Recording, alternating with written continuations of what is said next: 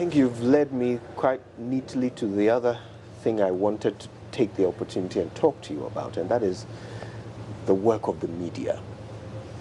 I mean, if this truth is going to be propagated amongst the young people, then the media has a very big role to play. You have been a major player in the media for your entire career. Currently, you're the founder of the AUCC, which is training young people in the media space. Let me ask you for your honest and professional assessment of today's media in Ghana. How are we doing? We have a lot of work to do. Some of the work is like mercenary job. Some of the work. But that does not take away a few leading ones that are still, in spite of the challenges, are using the tools at their command to bring awareness to the society. I mean, investigation is not easy, but I know that some media houses and personalities are risking their lives and their career to bring information to the people. See, that's the whole idea, how to get the people informed. So if we in the media do not have the courage to do things that ordinary people cannot do, then who will do it for the country? Yes, I mean, people will criticize because you definitely will step on some people's toes. But I think that the media should be more courageous. We are doing more, excuse me to use the word, civil service journalism. And we have had this for a long time. But can you explain that, civil service journalism? Oh, so, no, he said. Just reporting what the government says, without questioning, without analyzing, without investigating. We take every word for what it is. So we just publish what, of course, government will tell you what you want to hear. But you represent the people on the ground. It's not everybody who has access to a media house. So once you have that access to a media house, you are very privileged. Not everybody. Although we talk about social media and so on, the mainstream media is still very important. And even social media quotes mainstream media. So if you have the opportunity to work for the media, then you must also craft a certain roadmap for yourself. What do you want to achieve? Do you want to behave like everybody else?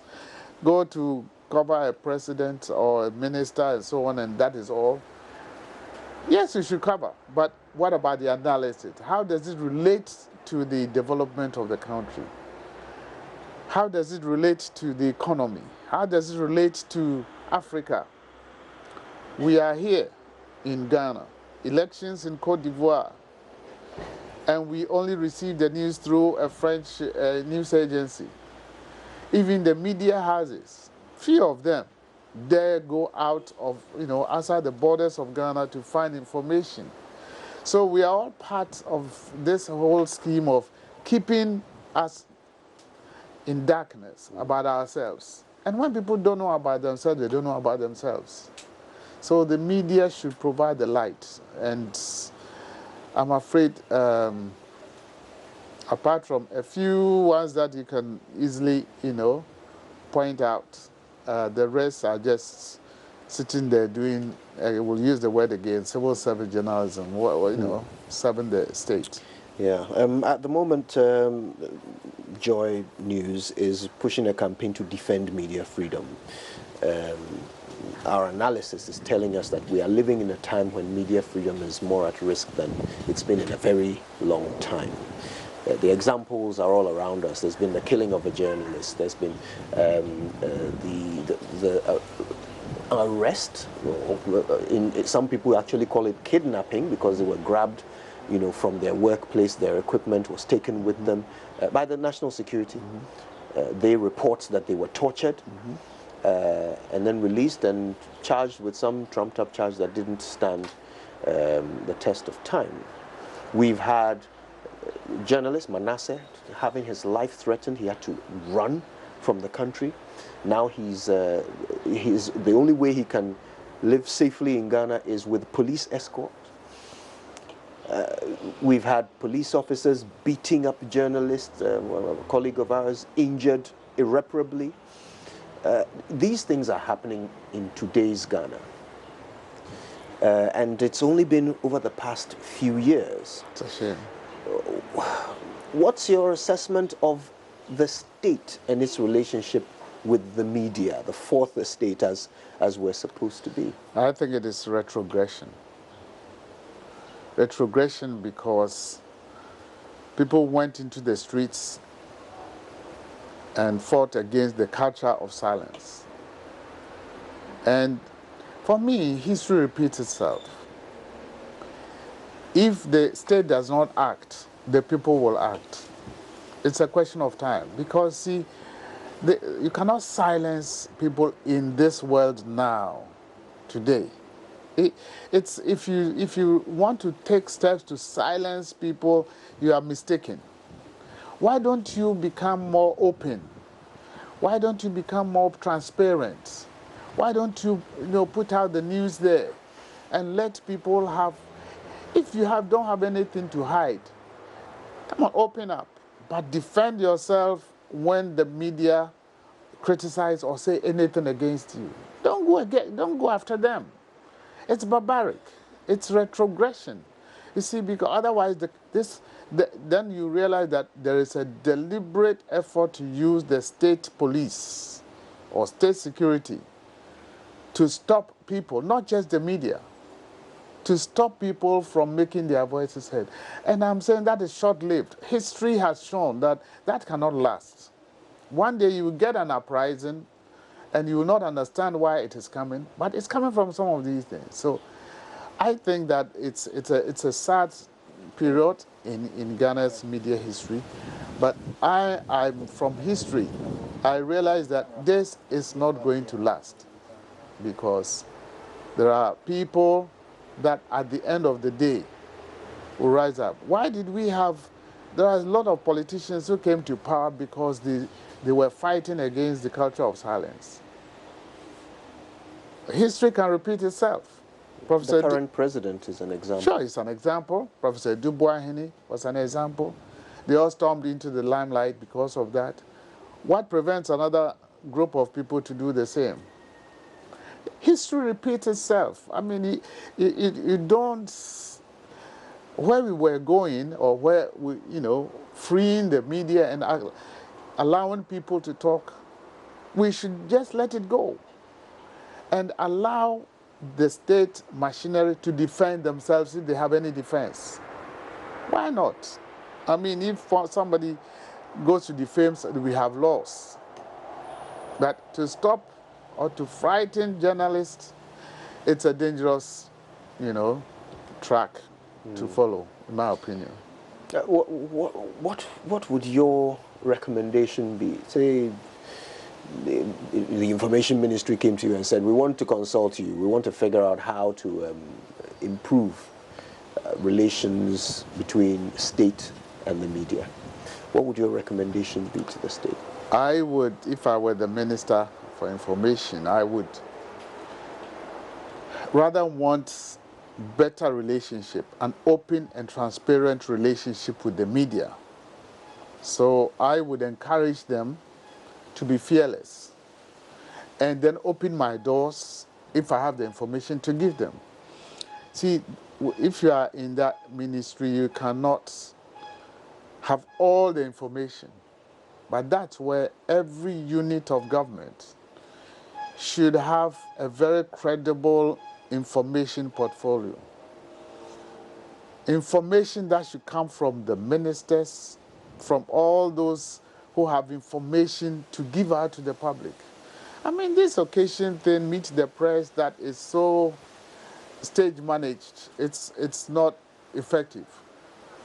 Let every ministry be free to provide information when they want to, when they have to. Go to the regions. Some of the regional ministers don't talk because they fear it may counter, the sector ministries and so on. Why should we have that situation? When we have decentralization, when we have more freedoms that people should enjoy, particularly if you campaign on the platform of freedom in development. Please. So I would advise that we should open up and rather, instead of even wanting press to do anything for you, just become transparent. Tell the people what it is. Tell the truth, because they will find it if you tell the lie, So I would recommend a more transparent arrangement. Recently, the Right to Information Act became law with a postponement clause. It shows clearly. Tell me how you feel about that. Again, it's sad. It shows clearly that the state is not ready. When I say the state machinery is not ready for it. Passing an act just to satisfy concerns is not enough.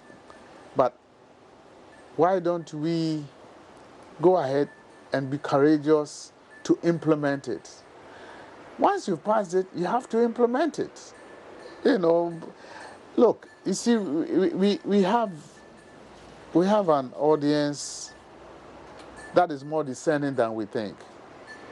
That, we can hide certain things from the people for some time, and then later we will know how to play the game. No.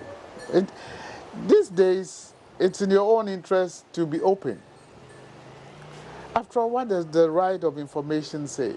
It's giving the media people the opportunity to gather information to feed the people.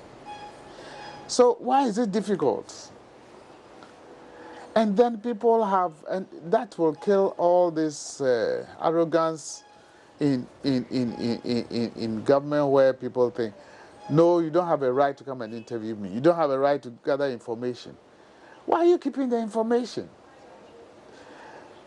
Me, I don't understand. Do you want another government to come later so that we have what went wrong series? Then we start going into, this was there. So why didn't you tell us in the first place? Let's open up the society. If you want to educate more people, it's not only in the classroom, but the media particularly, because every little child, every adult will say, we heard it from radio, from television, from here. So let's empower the media. And if we empower them well, they will do the work of the state, for government or for whoever is in charge of statecraft. So I am very interested in openness. If in those days there was a culture of silence and we've come very far, we should even at this time be jubilating over the freedoms. We are currently in a dispensation where our president has a proven track record of defending media freedom. He has defended journalists in court free of charge. He was one of the front fighters for the repealing of the criminal libel law. It goes, there is no doubt that our current president has championed media freedom. Does it come as a shock that in his regime we're having some of these excesses? Yeah, it's disappointing. It's not shocking, it's disappointing. I think he should demonstrate more openness than what is happening. I'm sure outside observers are saying the same thing, that, here is a president who was a front runner in media freedoms, and he should open the gates. I think the word I can use is disappointing. Well, Kojo Yankah, this is an honor, and I certainly hope that the effort that you put into writing this book will yield results on the other end, in effort from young people to make sure that the principles you're trying to share are lived. Thank you. Thank you. Thank you, Kojo. Wow. Come again.